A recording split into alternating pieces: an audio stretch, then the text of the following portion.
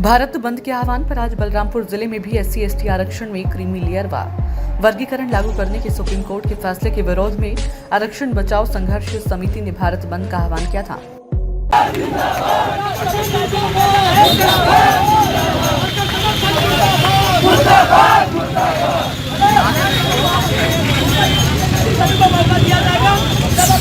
ऐसे में कई संगठन Bhim army, Samajwadi party, Bahujan Samaj party, Azad Samaj party के लोग पहुंचे और रैली निकालकर नारेबाजी करते हुए नगर भ्रमण किया और अपनी मांगों से संदर्भित ज्ञापन अधिकारियों को सौंपा।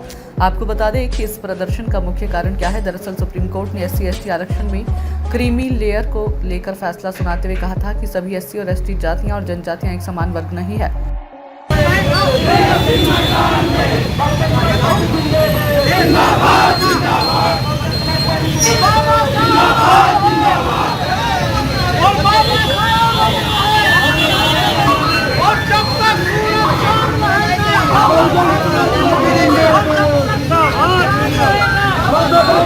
कुछ जातियां अधिक पिछड़ी हो सकती है। उदाहरण के लिए सीवर की सफाई और बुनकर का काम करने वाले ये दोनों जातियां SC में आती हैं, लेकिन इस जाति के लोग बाकियों से अधिक पिछड़े रहते हैं।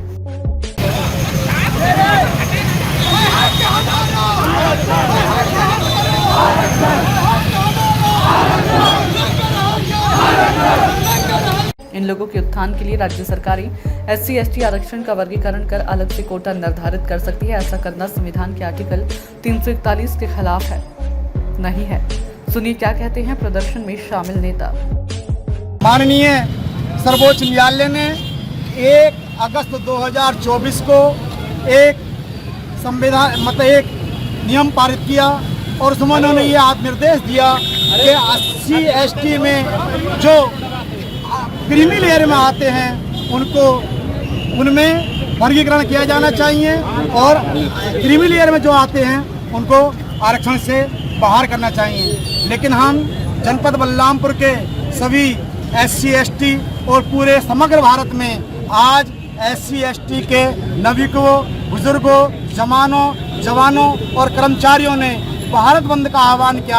आज उसी तत्वावधान में बलरामपुर की सरजमी पे अनुसूचित जाति और जनजाति के कर्मचारी, शिक्षक, युवाओं ने माननीय सर्वोच्च न्यायालय को 1 अगस्त को पारित नियम को बदलने के लिए और जो पुरानी व्यवस्था आरक्षण में वर्गीकरण की है, जो लागू करना चाहती है, उस व्यवस्था को समाप्त करके पुरानी व्यवस्था जो आरक्षण में है उसी को हम जो मांग करते हैं। और दूसरा और हमारी एक मांग है कि जो SC/ST को आरक्षण मिला हुआ है उस आरक्षण को भारतीय संविधान की 9वीं अनुसूची में शामिल करना चाहिए।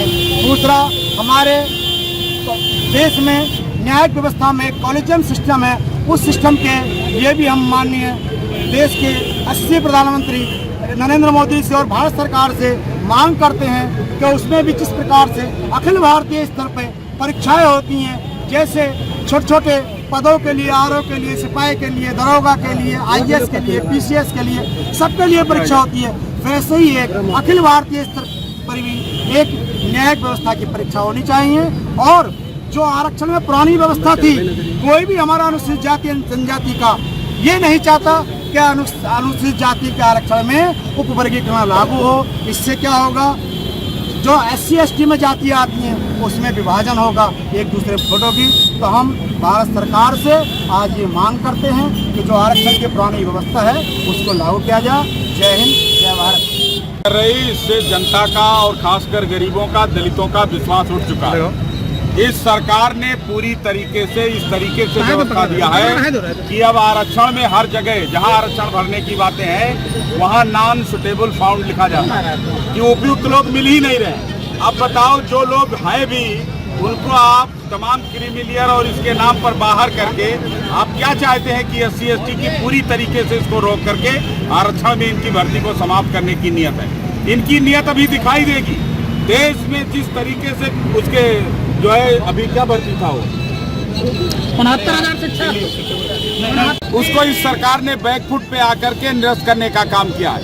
ये लेटरल एंट्री के माध्यम से देश की संवैधानिक संस्थाओं को क्या बताना चाहते हैं, ये यही दिखाना चाहते हैं कि जहां चाहेंगे वहां ये अपने RSS के लोगों को या अपने विश्वास के लोगों को बैठाना चाहते हैं। देश के लोगों ने ये मान लिया है, अगर ऐसा सरकार करेगी तो इसके खिलाफ ईंट से ईंट बजाने का काम अब ये दलित पिछड़ा बैठेगा नहीं।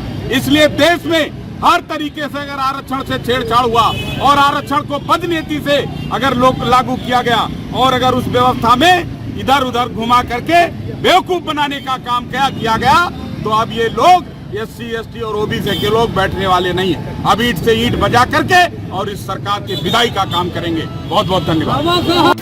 अपने आसपास की लेटेस्ट खबरें देखने के लिए हमारे पत्रिका न्यूज चैनल को लाइक एवं सब्सक्राइब अवश्य करें, साथ ही बेल का आइकन दबाएं।